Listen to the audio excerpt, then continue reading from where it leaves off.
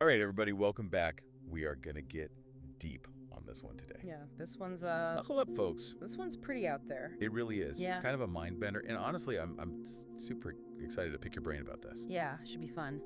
So today's deep dive is all about bending reality Ooh. to our will. Okay, And now, I like it.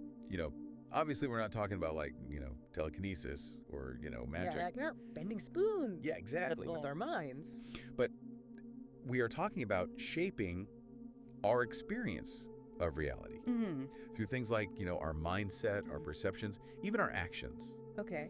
And get this, our source material for all of this is an AI chatbot. Oh, wow. Yeah. So Bunch of we're swear. going to see what this, digital oracle has to say about Right. bending reality to our will. Okay, I'm ready. So, first of all, is this even possible? Can we really shape our reality? It's a fascinating concept, right? The idea that we can influence our subjective reality. Mm-hmm. Even if we can't, literally change the laws of physics. Right. Yeah. And this chatbot really leans into this idea that, our perceptions, our beliefs, even our actions, they all hold this power to shape our experiences. It's funny because I was actually reading something the other day, and it was talking about how,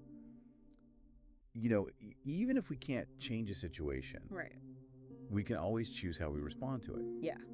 And that choice, that shift in perspective, can totally change how we experience reality. Absolutely. Yeah. I mean, it's like the classic example, right? Yeah. The glass half full versus half empty. Oh. It's the same amount of water, Right. but a completely different perspective. And our source actually Yeah. dives into this idea through this lens of gratitude. Okay. By actively practicing gratitude, we can actually rewire our brains to focus more on the positive and literally shift our perception. We're talking literally changing our brain chemistry. Is that what's happening? Yeah, that's where this amazing concept of neuroplasticity comes into play. Ooh, I've heard of that. Yeah, so our brains, they're constantly changing and adapting based on our experiences and thoughts. Right. And get this, focused practices like mindfulness meditation, they can actually strengthen specific neural pathways that are associated with positive emotions. Wow. And a more optimistic outlook. So it's like building mental muscles. Exactly. For happiness. Yeah. I love that. Right. So it's not just positive thinking. Huh? We're talking about actually reshaping our brains. Right. Through practice. That's incredible. It is pretty amazing. But if we're really talking about shaping reality, Yeah. doesn't that also involve What? our actions Oh, absolutely. in the real world? Hit the nail on the head. Okay. It's one thing to think positively, right?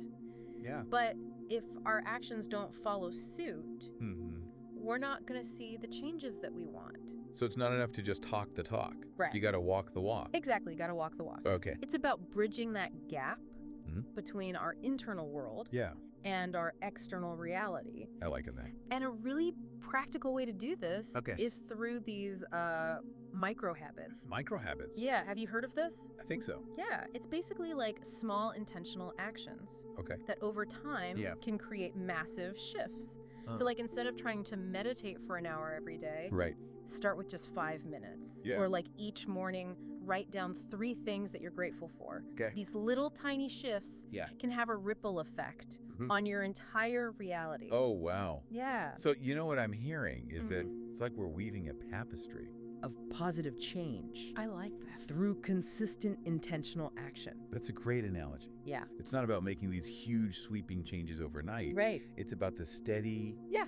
focused effort that over time Yeah. reshapes the fabric of our reality. Okay, so we're talking about our thoughts, our actions. What about our words? Ah, yes, language. Yeah. Our AI source also dives into this. Okay. It's just that the words we use, Yeah. both internally, to ourselves, Right. and externally, Yeah. to others, Uh-huh. can have a really profound impact Okay. on our experience. So if I'm constantly, putting myself down Yeah. in my head or, out loud, Right. then You're reinforcing a limiting belief. yeah, okay. But if you consciously shift your language Okay. to something like, Yeah. I'm learning and growing every day, Okay. you're cultivating a more empowering mindset. Yeah. Right? It's like our words are the paintbrush. Exactly. And they're painting the picture of our reality. It goes beyond just positive self-talk, though. Okay. Our source also explores this concept of spoken intentions, where we actively declare our desires, our goals aloud. Okay, so we're talking about... It's like giving voice to our aspirations. Yeah. Sending them out into the universe. So we're talking about like manifesting? Was that what we're talking about? No, it's not about magic words or wishful thinking. Right. It's about aligning our thoughts, our words, and our actions towards a desired outcome. I see. Right. Okay, so we talked about like our internal world, you know, our thoughts, our feelings, all that. Right. But what about our external environment? Oh, yeah. Like, how does that play into shaping our reality? Absolutely. Yeah. I mean, we're constantly bombarded with information and influences that shape our perceptions. Yeah. Like, you know what we watch on TV? Right, exactly. The people we hang out with. Yes.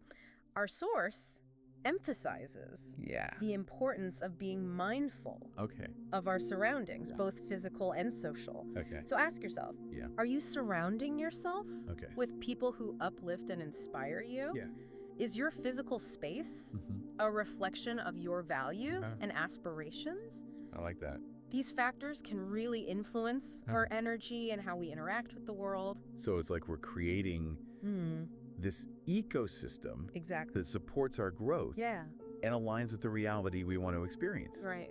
Okay, so all this talk about shaping reality, it actually reminds me of something that the AI chatbot mentioned. What's that? It's called the observer effect. Okay. Have you heard of this? I have, yeah. Okay, so this is where things get... This is where it gets really trippy. Yeah, really trippy. Yeah. It's a concept from quantum physics. Right. And it suggests that just the act of observing something can actually influence what we observe. Whoa. Yeah. So mind-bending. It's a mind-bending idea. Yeah. But it raises some really interesting questions. It does. About the nature of reality and the power of perception. I mean, think of it like this. Okay. You're looking at a cloud. Okay. The more you focus on it, the more you start to see like shapes and patterns that weren't apparent before. Okay. So are you creating those shapes or were they always there, just waiting for you to notice them? Wow. Okay. So what does all of this mean? Like, can we really make reality malleable? I think the main takeaway here is that we have way more power to shape our experience of reality than we often realize. It's not about denying the challenges in life, but it's about approaching them with a different lens, a different mindset, and different actions. So instead of feeling like we're a victim of our circumstances, we can choose how we respond to them, how we perceive them, and ultimately how we shape our reality. That's the power we have. Wow. It's pretty amazing. That is pretty amazing. So that brings us to a final thought-provoking question for you. Okay. If you could intentionally mold one aspect of your reality, what would it be?